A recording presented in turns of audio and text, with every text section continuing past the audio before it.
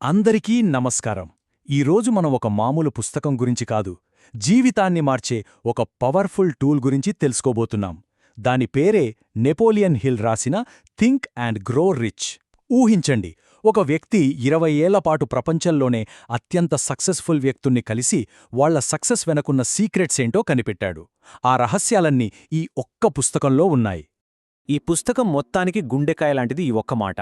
మన ఆలోచనలే మన భవిష్యత్తును నిర్మిస్తాయి. ఇది వినడానికి ఏదో పాజిటివ్ కోట్లా అనిపించొచ్చు, కానీ కాదు. ఇది ఒక ఫండమెంటల్ ప్రిన్సిపుల్.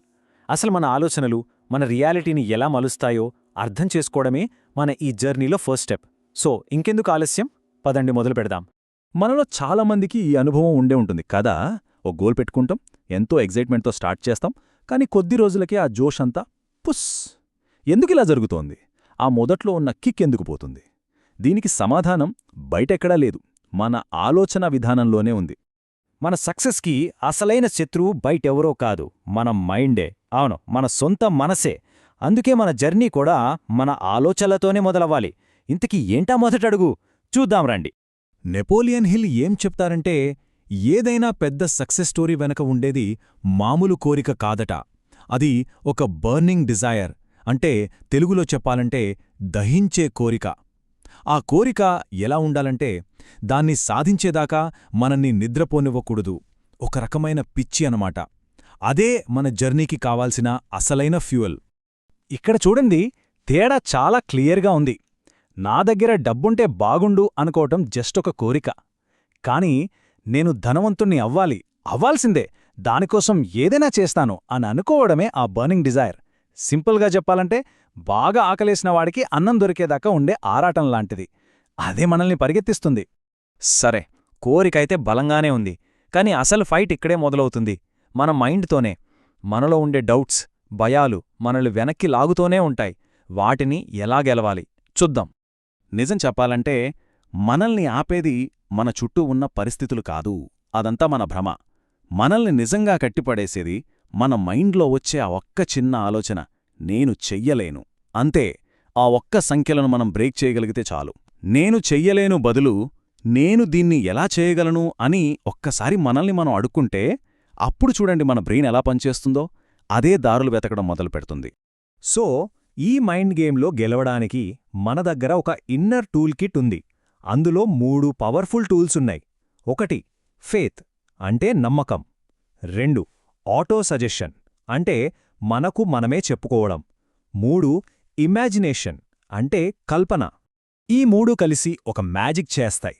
నేను ఇది చేయగలను అని బలంగా నమ్మడంతో మొదలవుతుంది. ఆటో సజెషన్ ద్వారా ఆ నమ్మకాన్ని ప్రతిరోజూ మన మైండ్కి ఫీడ్ చేస్తాం. ఇక ఇమాజినేషన్తో ఆ సక్సెస్ని ఆల్రెడీ సాధించినట్టు ఫీలవుతాం. అప్పుడు చూడండి మనలో ఎలాంటి కాన్ఫిడెన్స్ వస్తుందో. ఓకే, మైండ్ సెట్ అంతా సెట్ అయింది, కానీ ఆలోచనలో మాత్రమే సరిపోవు కదా, వాటికి యాక్షన్ జోడించాలి. ఇక్కడే మనకు కావాల్సింది స్కిల్, అంటే నైపుణ్యం, ఇంకా పట్టుదల. ఈ రోజుల్లో ఇన్ఫర్మేషన్ అనేది సముద్రం లాంటిది, అందరికీ అందుబాటులోనే ఉంటుంది. కానీ డబ్బుని సంపాదించి పెట్టేది ఆ జనరల్ నాలెడ్జ్ కాదు, ఒక స్పెషలైజ్డ్ స్కిల్. అంటే ఏదైనా ఒకే ఒక్క విషయంలో మనం ఎక్స్పర్ట్ అవ్వాలి. అప్పుడు మన వాల్యూని ప్రపంచం గుర్తిస్తుంది. సక్సెస్ రూట్ ఎప్పుడూ స్ట్రెయిట్గా ఉండదు. ఇదిగో ఈ స్లైడ్ చూస్తేనే మనకర్థమైపోతుంది. స్టార్ట్ చేస్తాం, ఫెయిల్యూర్ వస్తుంది, ఇది కామన్. కానీ చాలామంది ఇక్కడే ఈ ఫెయిల్యూర్ దగ్గరే ఆగిపోతారు. కానీ ఎవరికైతే పట్టుదల ఉంటుందో వాళ్లు మాత్రమే దీన్ని దాటుకొని ముందుకు వెళ్తారు. గుర్తుంచుకోండి, ఫెయిల్యూర్ అనేది జస్ట్ ఒక స్పీడ్ బ్రేకర్, డెడ్ ఎండ్ కాదు. నెపోలియన్ హిల్ చెప్పిన మరో పవర్ఫుల్ కాన్సెప్ట్ మాస్టర్ మైండ్. అంటే సింపుల్గా మన సర్కిల్. మన చుట్టూ ఉండేవాళ్లు మనల్ని చాలా ప్రభావితం చేస్తారు. నెగటివ్ వ్యక్తులతో ఉంటే వాళ్ల డౌట్స్, డిస్కరేజ్మెంట్ మనల్ని కూడా కిందకి లాగుతాయి.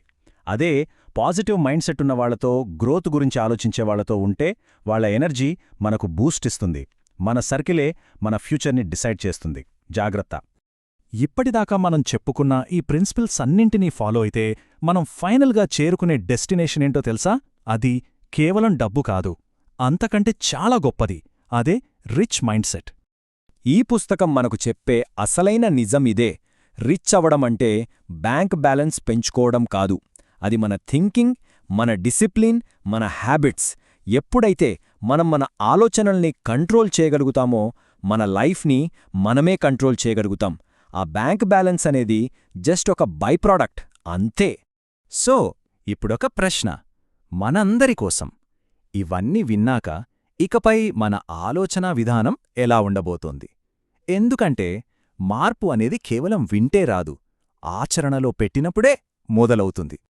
ఒక్క విషయం మాత్రం ఎప్పుడూ గుర్తుపెట్టుకోండి, మన భవిష్యత్తు మన చేతుల్లో కాదు, మన ఆలోచనల్లో మొదలవుతోంది.